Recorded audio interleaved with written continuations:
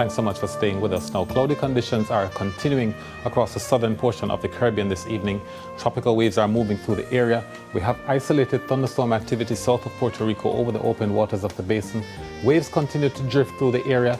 We're also seeing scattered mid to upper level clouds across the western Caribbean. We also have a weak upper level trough that's helping to generate this activity as isolated afternoon showers and thunderstorms continue to affect the Jamaica area.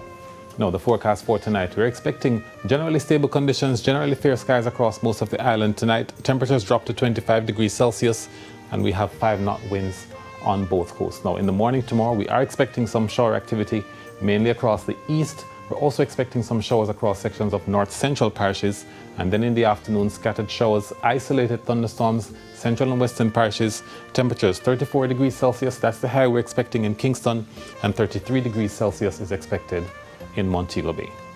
Morning showers are likely across Morant Bay tomorrow, but afternoon showers and possible thunderstorms are expected in Mandeville, also in Santa Cruz, Black River, Savannah, Lamar, and Negril. We're expecting isolated showers across sections of Christiana, Grange Hill, also Golden Spring, and also in Moortown.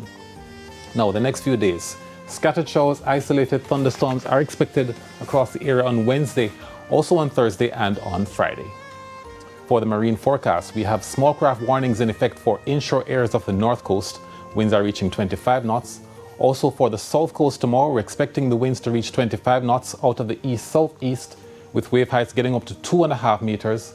And the small craft warning extends also into offshore areas for winds out of the east at 20 to 25 knots, with wave heights getting up to 2.5 meters. While for our outlook, we're expecting these conditions to continue Wednesday and Thursday, but on Friday, wind speeds are expected to be between 15 and 20 knots. Sunset in Kingston tomorrow, 6:35. Sunset at Negril Point, 6:41.